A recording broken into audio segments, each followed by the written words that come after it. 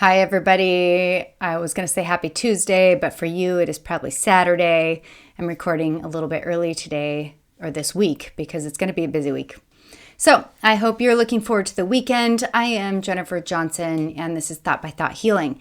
If you're new to this channel, I talk about everything related to healing from chronic pain and chronic symptoms and how the brain has a huge, if not primary, role in most chronic pain. So, welcome to the journey out of chronic pain. It is amazing and well worth every ounce of effort that you will put into it.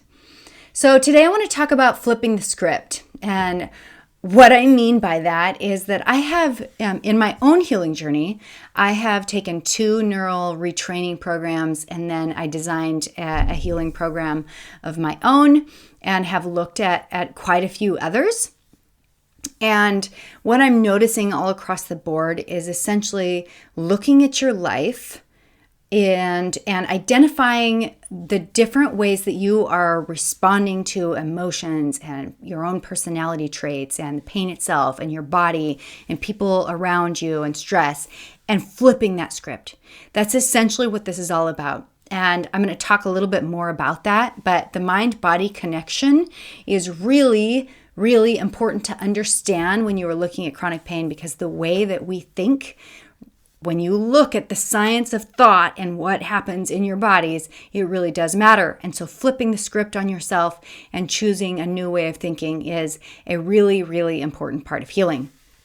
And that's why this process is so exciting too, is that when we're healing, we get to not just heal from the physical pain, we get to heal from all these other ways that we didn't even know that we were in so much pain, and ways that we were operating that were really hurtful to us and we weren't even aware of it. And so, flipping the script. And today I want to just focus on flipping the script for how you react and respond in your relationship with your body specifically, because our bodies are on our side. And when we're in chronic pain, it can be really easy to start to hate your body and to start to feel like your body is fighting you and that there's something wrong with it and you're always trying to fix it. And before you know it, you're in this like divided state where your mind and your thoughts don't like your body and you feel like your body doesn't like you. And in reality, when you look at the mind-body connection, your brain and your body are working together for you. And your body needs you to listen. And I'll explain a little bit more about that as we go on. So don't start thinking it's woo, because it is actually very based in science and it's also very biblical. But before we get into that, I also want to just talk about the fact that I use the term mind-body syndrome often, but every mind-body coach, doctor, neuroscientist has their preferred language around this, and there are 5 pretty reoccurring diagnosis synonyms that you hear often, and you'll hear them interchangeably. And so sometimes I will use the word mind-body syndrome. In fact, most of the time I will. But sometimes I'll use these other terms, such as neural circuit pain, which is Dr. Howard Schubiner's term. If you haven't looked at Dr. Howard Schubiner's stuff, you definitely should. His work is titled Unlearn Your Pain, and actually he has many other programs and I guess, what would you say, practitioner courses, things like that available too. And he specializes in chronic pain and studies pain and is absolutely a wonderful human being. I had the opportunity to take a 3-month course with him that was absolutely fantastic. So he coined it neural circuit pain, which is essentially that there's specific neurons in your brain that are causing a physiological response in your body that is physical and real. And so that's one term, is neural circuit. Neuroplastic pain is Alan Gordon and others that use this term, which is very hopeful, because neuroplasticity means you can change the way that your brain is wiring and functioning. And so that's why you can retrain your brain and let go of the pain. So that's neuroplastic pain, again, means the same thing as mind-body syndrome and neural circuit pain. There's also TMS, which is Dr. John Sarno, who is no longer with us. Dr. John Sarno was amazing. He's like the father of mind-body syndrome in the U.S. He called it TMS, which is tension myositis syndrome, and people have stopped using that now. They often say things like TMS means too much stress or too much S word. There's all these kind of jokes made around that because we greatly are we are very grateful for Dr. John Sarno, but he did have a few things wrong, and tension myositis syndrome. So that's TMS, and I think there's one more that I wanted to cover, and that's a psychophysiological disorder, and that's Dr. David Clark and many others that use that term, which basically says that it's your psyche playing out physiologically. We cannot deny this fact that the way our thoughts work, the way God created our brain, is that every thought plays out physiologically in our bodies, and we cannot deny that. Embarrassment is blushing, anxiety, stomach ache, etc. And this plays out down to foot pain, to fibromyalgia, to lower back pain, and insomnia, and all the symptoms. And so those are just some synonyms that I wanted you to know about, so that when you hear other people talking, that you can recognize them as all meaning the same thing. But for me, I prefer to use the word or the diagnosis mind-body syndrome, because we were created that our minds and bodies work together. This is not an accident. God created this. We created our bodies to work this way. And so I like that we say, my pain is because of this mind-body syndrome. When we're healing from chronic pain, we are not trying to heal from the human condition, is what Nicole Sachs says. We are trying to listen to our bodies and find out what is happening in our brains that is causing it. I like to view it as if it's a gift from God. It's an invitation from God in the way He created us to say, hey, there is something about the way that you are thinking that could use some love and attention right now.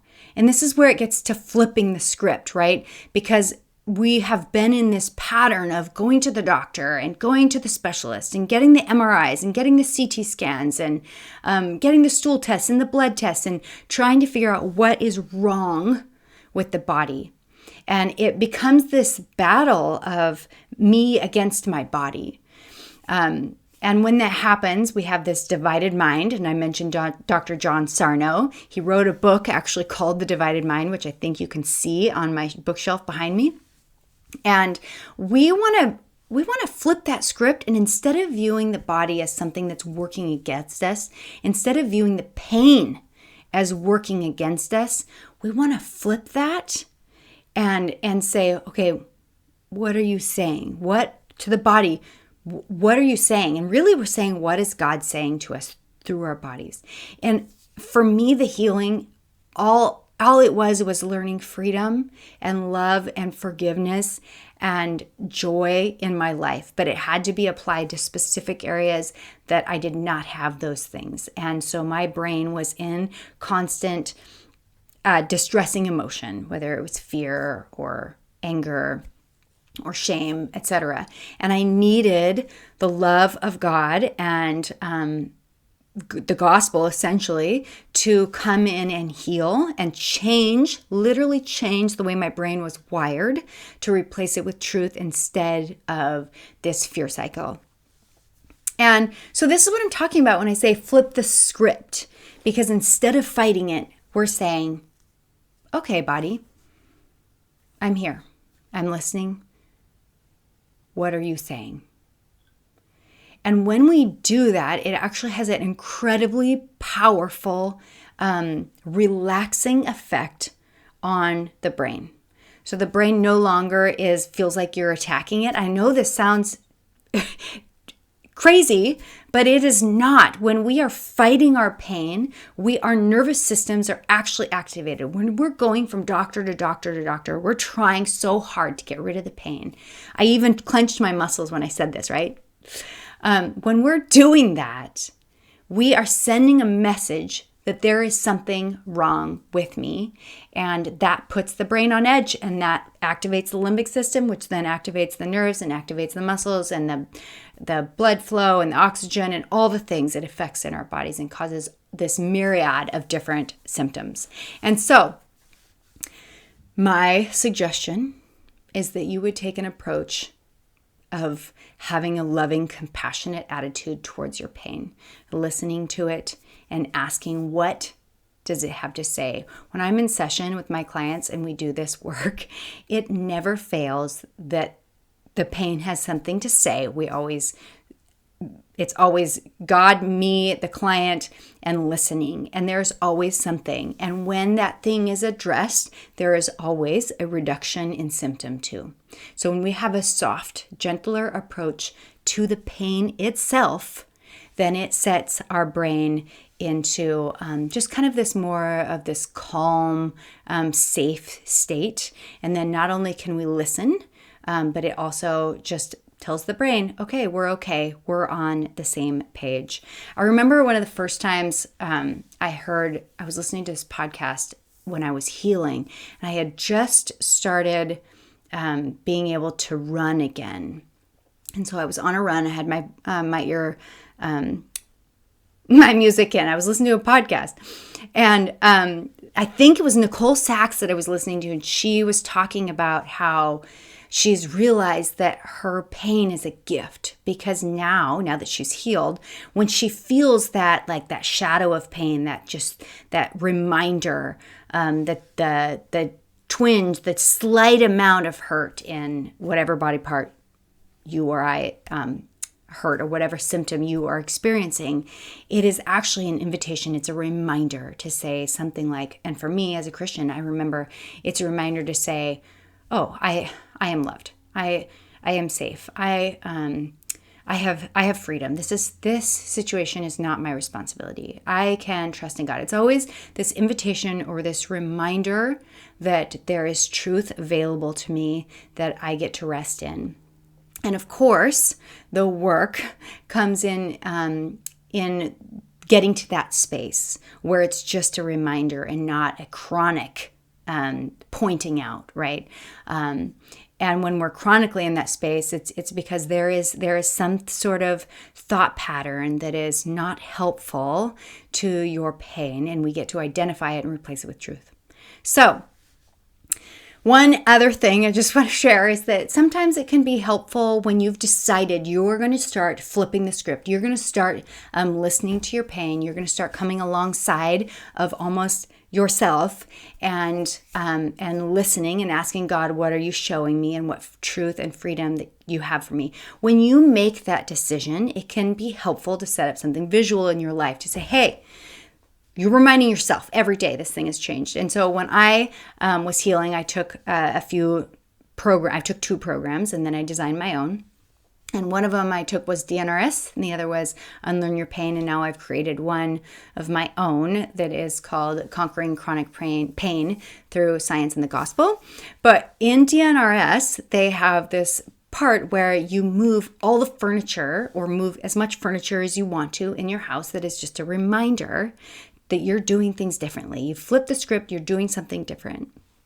And so I had moved a ton of furniture around, and I moved my bed around.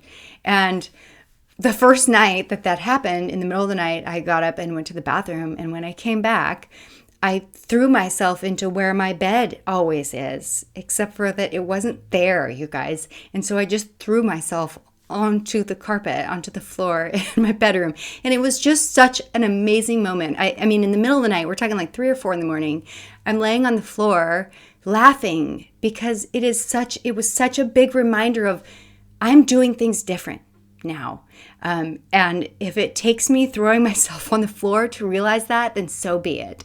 So when you're ready to come alongside your body and listen and start flipping the script all over in your life, then I suggest just making a simple change in your house, whether it's moving your art or moving your bed like I did, moving your toothbrush, whatever it is, change up something so that you're reminded on a daily basis, okay, I'm doing something different. So that's my message for today. Again, flip the script, learn to listen, come alongside your body. Let it be a pointer to you. Let it be a guide. Let it be a signage, something that is helping you instead of fighting against your body. The fighting against your body, the hating your body, the disliking it, the going to doctor after doctor is just setting your nervous system on edge. But instead, flipping that and deciding to listen, enjoy, love, and appreciate your body and all the work that it is doing for you is a amazing way to start changing how your brain and body then respond to the world around you. So thanks for watching today. Follow me on Facebook and Instagram under Thought by Thought Healing, and check out my website and my program, which is the website is thoughtbythoughthealing.com. All right, I will see you guys next week. Have a great weekend, and I'll see you later. Bye.